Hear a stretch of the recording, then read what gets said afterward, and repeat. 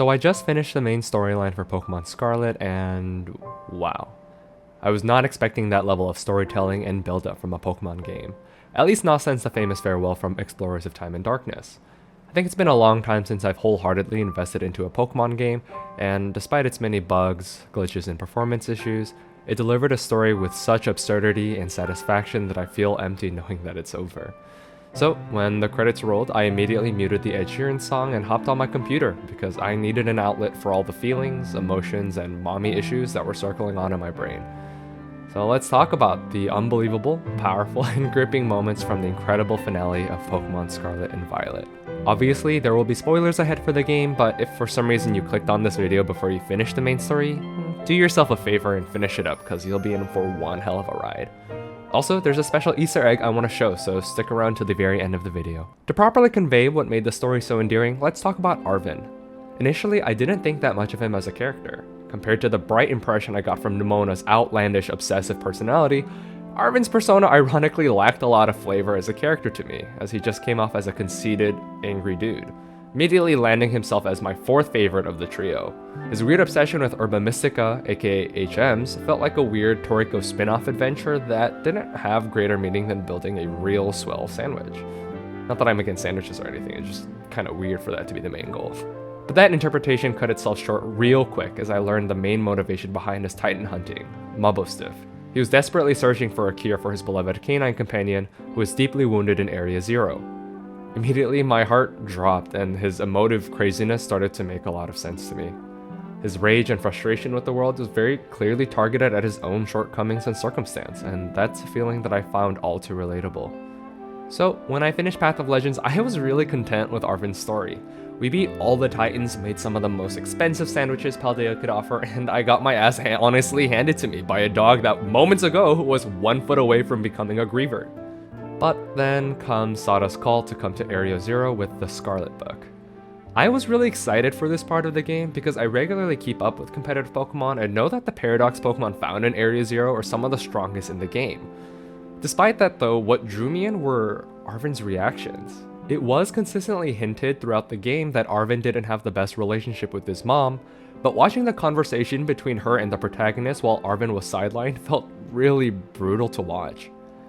Pokemon here does a great job of showing and not telling. You can immediately tell exactly how absent she's been from Arvin's life and how she was never present in a meaningful way.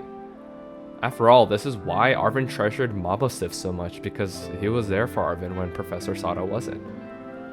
Admittedly, this part was what made me resonate with the story the most. I don't have the best relationship with my parents, and even if I have made my own peace with it the way Arvin does, it still consistently hurts being reminded that they don't know anything about you now as a person. It's very easy to run away and feel as if they don't deserve your attention now, but with this thought circulating in my head and I found myself heavily empathizing with a Pokemon character, Arvin did something I wasn't thinking he'd do. Say yes. He chooses to be a bigger person than his mom when she asks for the protagonist's help, and makes his way back to Area Zero, the very place where his precious Mobostiff got severely injured. Maybe he wanted to pay back a debt, maybe he wanted closure, who knows, but I was personally immediately really hooked from there. As the Fantastic Four make their way down, things start to get stranger and spookier. Initially, Area Zero is this really beautiful piece of land with unfiltered sunshine stretching down the depths of the crater. The grass is green and the wildlife seems plentiful. The adventure continues as mysteries start to unravel about the existence of Paradox Pokemon, creation of a time machine of all things, and the reasons Professor Sada has been in Area Zero. However, and I still get goosebumps from this scene, the craziest part of the adventure happens when you enter the last research station, besieged by overgrowing crystals, and Sada's conversation starts to glitch out. Suddenly, this subtle feeling that Professor Sada maybe wasn't in her right mind starts to become rich and painfully clear. Even Arvin shouts angrily knowing that something is up, and then you read the short passage from Professor Sada that says, "I need more people, more time. That man walked out not long after the boy was born. I need another set of hands, but could they be trusted? And how long would it take for them to even understand? If only there were two of me." Oh boy. I remember that at this moment when I started putting everything together, this no longer felt like a Pokemon game. I felt like I was in a Terminator movie and was legit scared to press the final lock in fear of what I'd be unleashing onto the world. I don't know about you, but at this moment I was completely immersed, and despite feeling scared, I needed to know what awaited me at the bottom of Area Zero.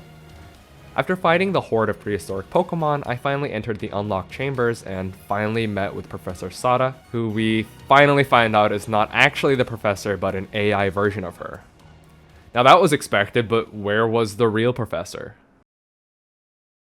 Oh my god.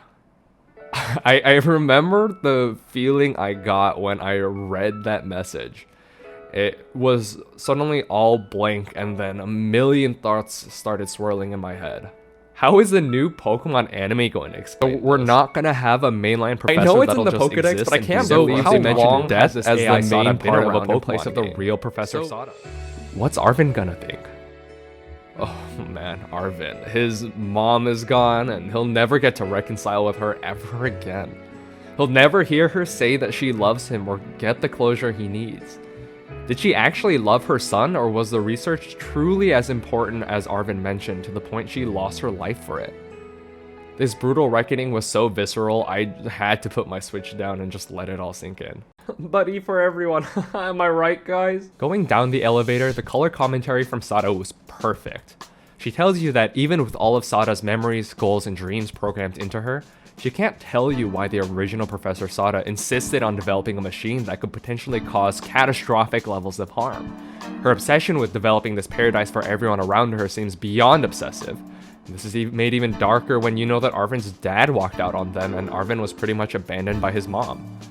There are some pretty bad parents in the Pokemon franchise like Ghetsis, Giovanni, and Lucamine, but I think Sada and Turo take the cake as the best villains and worst parents in the franchise. They're not necessarily as evil as Ghetsis or Giovanni, but their morally ambiguous intentions have very clear catastrophic results in their world. But even though it's hard to understand their desires knowing how destructive they are, it's so easy to sympathize with them. Finally, getting down to the time machine is one of the most breathtaking scenes in the entire game. In this beautifully terrestrialized room, AI Sada lets you finally know your place in the story.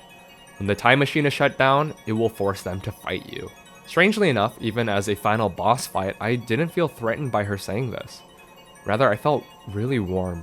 Smiling, AI Sada lets you know that she's been watching over your journey and believes in the trainer that you've become.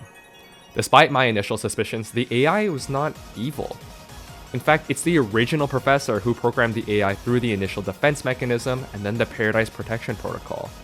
Professor Sada's obsession with building the time machine is clear as day, to the point where even the AI is bewildered by the brutal extent she's being ordered to defend the Paradox Pokemon.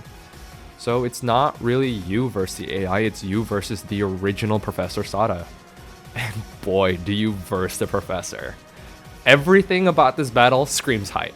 The way the Master Ball drops from the machine in the middle of catching a Pokemon, the way the AI towers over you and casually sends out prehistoric Pokemon you've never seen, and the music. Personally for me, the build-up of the story makes this the coolest Pokemon battle I've ever taken part of. Yes, even more than Red. If you don't think so, I'd be happy to know why in the comments, but I thought it was pretty cool. After beating her is the most heart-wrenching part where Arvin walks in the room.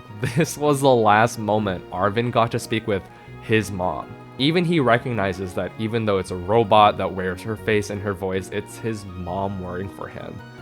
It's an insanely heartbreaking moment where every ounce of expression meant the world. Then the Paradise Protection Protocol activates, and there's actually this really cool detail of when you have to face AI Sada a second time, but the screen glitches as the name changes to you versing the Paradise Protocol. This really hammers in that you're fighting against the original professor whose obsession to protect her paradise causes her to lock even all usage of Pokeballs other than her own. Then, through the power of friendship disguised as a great use of the rain mechanic cheering, you shut down the cyber thread, overcome the Guardian of Paradise, such a cool title, and save Paldea. To finally shut down the time machine, AI Sada sacrifices herself to be thrown back in the past and spread her own wings and have the adventure she's always wanted to have. Before going, she lets Arvin know that the professor always loved him, and while he aptly remarks that it's not fair for her to say that, the sentiment is beautiful and appreciated all the same. I love how Scarlet and Violet handled this conclusion. This last 5% of the game truly made the whole story worth a million times more. The ending was paramount to me enjoying the game, and it delivered above and beyond. In a very Your Name-esque conclusion, the satisfaction from the ending that I at least got were all the unanswered questions and what-ifs on what the original Sada was like, what adventure the AI Sada was going on, and how Arvin was emotionally handling these bombshells of revelations. What we do know, though, is that despite being AI programmed after Professor Sada, the AI Sada ironically had more of a heart than it seems her counterpart ever did.